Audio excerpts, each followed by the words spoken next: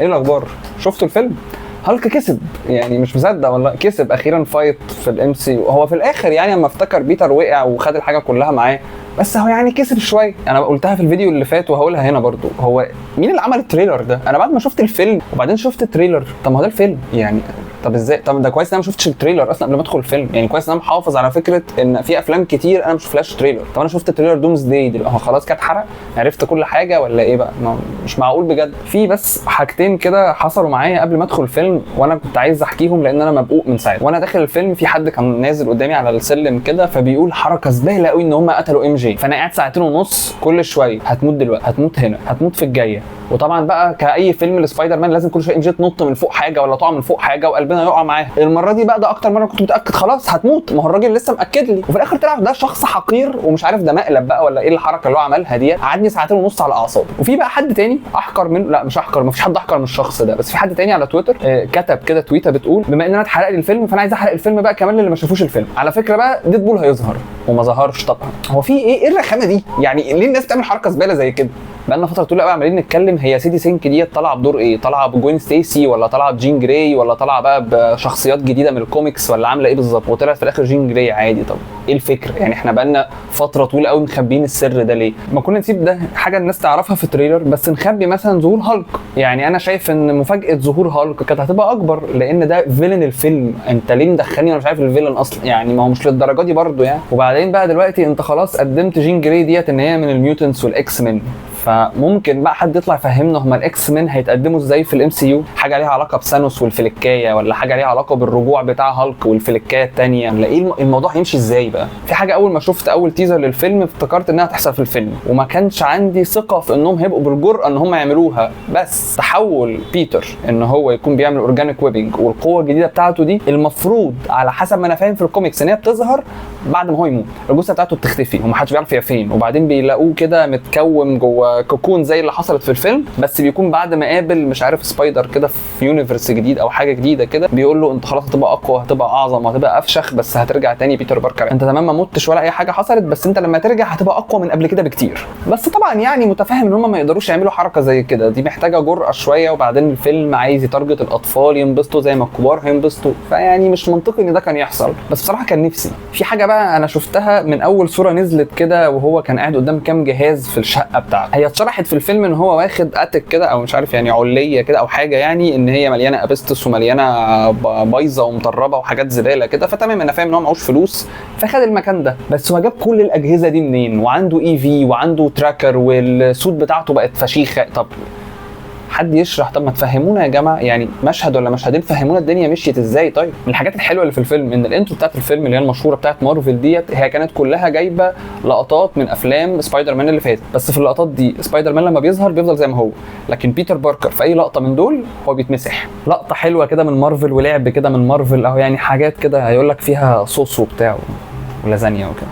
مشهد زندية ده حلو قوي، ده حلو قوي قوي، بس من اكتر الحاجات القاسيه الحقيره الزباله اللي ممكن اي فيلن يكون عملها في اي سوبر هيرو قبل كده. يعني احنا من المره دي مش بنضرب السوبر هيرو في السوبر هيرو ايدنتيتي بتاعته، ومش بنضربه في حد بيحبه، احنا بنفشخ له حياته، احنا بنفشخ له نفسيته. يعني مش معقول بجد مين اللي فكر في الفكره الزباله دي ان في الاخر هي تاخد الوعي بتاع زندية وتبقى هي فيه وتحضنه وتبوسه والواد يعيط ويقول خلاص ده انت افتكرتيني، وبعدين يقول لها تقول بقى ايه you can touch her go touch her بيتر. ايه القرف؟ ايه ده ليه حد يعمل حركه زي كده؟ في الجزء اللي فات اللي هو نو واي هوم في لقطه حلوه قوي قوي قوي في الفيلم، كانت لما الجرين جوبلin استولى على نورمان اوسبور وبيتر كده قاعد يلف حوالين نفسه، والبيتر تنجل عملت الصوت وبقى عمال يلف ويروح ويجي وسأل على مية عشان يطمن عليها وبتاع، وفي لحظه قام اداله ديت وقفشه. مش المفروض كان يلقط ان جين جراي استولت على الوعي بتاع ام جي وحضنته وبسيته وقالت له انا بحبك وافتكرت؟ يعني في اللحظه دي ضحك عليه، يعني ده اكتر حد المفروض يبقى قريب منه فاهم الحوار. البيتر تنجل كانت تنجل جامد عن كده، مفيش خالص. الدي ودي اللي ظهروا في الفيلم دول خلاص بقى يبقوا مهمتهم كلهم ان هم يطاردوا الاكس مان، حاجه كده شبه سترايكر في الافلام القديمه. بس هل بقى يبقى في شخصيات جديده ولا نفس الممثل والشخصيه اللي طلعوا في الفيلم ده هم اللي هيكملوا قدام؟ لسه ما اعرفش. هو ايه لازمه سكوربيون في الفيلم؟ يعني ده اول بوست كريدت سين في اول فيلم لتوم هولاند سبايدر مان، وقعدنا 10 سنين مستنيين، وكل الفيلنز راحوا وجم ومستنيين الفيلن ده، واتقال كتير ان هو في التريلرز وظهر ولقطات ليه وبعدين اكتشفنا ان اللقطات اللي في التريلر هي اللقطات اللي في الفيلم، هو ملوش وجود تاني. هو جه وبعدين قام عمل البتاع بتاعته كده وقال له انا العقرب ساقرصك ومش عارف، وبعدين خدوا قعدوا لحسوا التراب حرفيا وفشخوا، وبعدين بس خلاص دوره خلص على كده. طب جبتوه ليه من الاول يعني؟ ما انتوا بهدلتوه يعني. انت مي رجعت كانت وحشانه من الفيلم اللي فات يعني، ما غابتش كتير، فانتوا وديتوها فين وجبتوها يعني؟ مش فاهم يعني. انا فاهم ان هي رجعت عشان تعمل نفس السبيتش تاني بتاع اللي هو with great power comes great responsibility يعني، فاهم الحوار ده. بس هو احنا بنعيده تاني بنفس الطريقه، او مش بنفس الطريقه، بطريقه مختلفه يعني مع جين، بس لنفس السبب. بس ماشي قشطه، انا كده كده بحب الشخصيه وبحب ماريسا تومي، فتمام بلعت الفكره. ام جي ارتبطت بواحد غير بيتر باركر، خلت بيتر باركر يطلع من على السطح وينط. هو مش متضايق، ما راحش انعزل، ما حسش بالصدمه، لا هو راح ينتحر، هو راح يموت نفسه وخلاص ونقفلها بقى، وكانت في مطره كده وراح عمل كده. ده بيتر باركر اللي انا بحبه، هو البؤس ده اللي انا مستنيه منه يعني. انا بقى بالنسبه لي في الفيلم ده كله بالمشاهد بالقصه بالحوارات بكل ده، انا حبيت اكتر حاجه يلينا بلوف. انا بحب الشخصيه دي قوي. البلاك ويدو الجديده خلاص هي بقت اوفيشالي هي البلاك ويدو بتاعه الام سي يو، ومش هقدر اقول ان هي ابجريد على ناتاشا رومانوف يعني، ما اقدرش اقول ان في ابجريد على سكارلت في الدور ده، بس والله هي لون جديد كده، طعم جديد، حاجه فريش كده جايه تلعب، هي مش واخده الموضوع بجديه يعني. حاطه المكتب بتاعها في بول، فدي الشخصيه اللي احنا المفروض نتعامل معاها. واكتشفت حاجه بقى كمان بعد ما الفيلم نزل وفي ناس ابتدت تتكلم على تويتر، ان اللقطات بتاعه يلينا في البول مع سبايدر مان هي كلها متشاله في شويه دول عربيه. هو ده فيلم الاطفال يا جماعه، ما فيهوش حاجه يعني. انا مش عارف ازاي الناس تشيل مشاهد، والمشاهد دي مهمه جدا، محدش شافها يعني، شفتها من بره كده ديليت وخلاص. البوست كريدت سين اللي شفته في الاخر ده اللي هو بتاع السبايدي تراكر، هو تقريبا كده حاجه من كام اختيار ممكن تحصل. اول حاجه يا اندرو يا توبي هم اللي مقصودين بالسبايدر مان اللي بره، يا اما مايلز موراليس هيتقدم، ويا ريت بقى نخلص من الموضوع ده عشان هو بقالهم فتره يعني بيقولوا هيجي والدور الجاي والفيلم الجاي يعني، لو هتقدموه قدموه ونخلص. يا اما هو هيبقى توم هولاند من ارض تانية، بس هيحصل بقى الانكورجن دوت ودكتور دوم يدخل ويقول لهم هنعمل الباتل وورلد بتاعتنا ويلا يا جماعه كله ينزل يتخانق مع بعض وانا هقعد اتفرج عليكم شويه كده. والمشهد يعني اكتشفت ان في ناس كتير متضايقه منه، وانا المفروض كنت اتضايق منه بس انا مش قادر اتضايق منه، بالعكس انا مبسوط قوي بيه. الهاند شيك، انا حبيت الهاند شيك دي جدا جدا جدا يعني. الراجل متداس على وشه طول الفيلم، مفيش اي امل في اي حاجه تتغير، الراجل لوحده في كل حاجه وبقى لوحده في كل حاجه. والبنت اللي راح عشان تفتكره قالت له في الاخر I don't know you I don't love you، يلا يلا من هنا. لا وبعدين قالت له معلش ممكن توصلني البيت، ففضل حاضنها وهو عمال يلف بيها يقول لها ويب ستوب ويب ستوب. يعني الراجل اتكسر قلبه، وبعدين اللي كسرت قلبه وصلها في طريقه يعني، اتداس على وشه.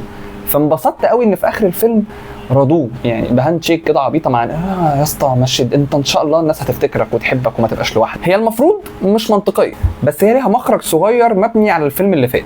الفيلم اللي فات نيد كان بيقول دكتور سترينج انا وماما كانت بتقول لي ان انا عندي قوه خارقه اصلا، وان انا عندي في جينات ان انا سورسر ومش عارف ايه. عشان كده لما مسك الرينج بتاع دكتور سترينج هو فتح البورتلز عادي، وفتح بورتل لاندرو وفتح بورتل لتوبي ودخل الناس وبسطنا كلنا. فممكن ان السبيل بتاع دكتور سترينج دي ما تكونش اثرت عليه بشكل كبير قوي. وبصراحه يعني احنا بلعنا الجزء اللي فات ان فكره الفيلنز اللي جم هم الفيلنز اللي عارفين ان بيتر باركر هو سبايدر مان.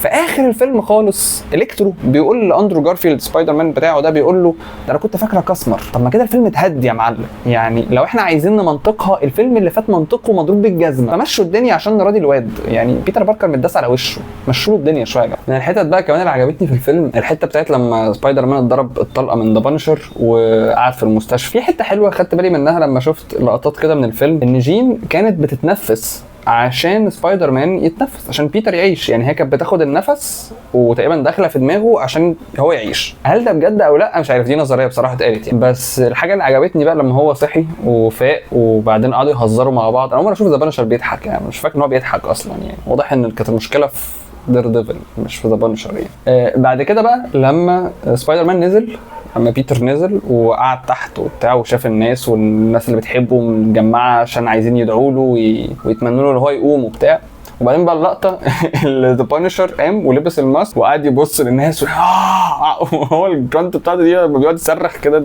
بتموتني بالضحك. في حاجه بقى تانية ان هو كان فارد رجله تحت عشان يبان ان هو قصير لان توم هولاند قصير. فبجد الراجل ده متهزق يعني كتوم هولاند ومتهزق كبيتر باركر. ولا في حته كده اوبنهايمريه في الفيلم ان بيتر باركر اخترع الجهاز اللي بينهبت الميوتيتد جينز في الاكس مان كلهم، فتقريبا كده دمار الاكس مان قدام هيبقى على ايد بيتر باركر. اختراع كده صغير عمله وهو متضايق من فيلن الفيلم بتاعه، الفيلم اللي لسه بيبدا فيه، الفيلم اللي هو في ستيت ليفل مش عارف ايه كده، مش مالتي فيرس ولا بره ولا في الفضاء، عمل جهاز عشان يخلص الدنيا من الفيلن ده. دمر الاكس مان قدام، يعني بجد حته اوبنهايمريه. يعني هو ما كانش تقريبا عارف ان هو بقى هيعمل التشين رياكشن لما قعد مع اينشتاين. يعني تقريبا كده بروس بانر كان هو اينشتاين وبيتر باركر كان هو روبرت اوبنهايمر. كلها في الاخر بترجع وتلف لنولان. يعني ايه بس كده، ده اللي عندي عن حرق الفيلم مش الفيلم، لان الفيلم اتكلمت عليه بدون حرق في الفيديو اللي فات. ولو الحلقه عجبتكم ما تنسوش اللايك والشير والسبسكرايب عشان نتكلم على الافلام اكتر، ونتقابل بعدين. سلام.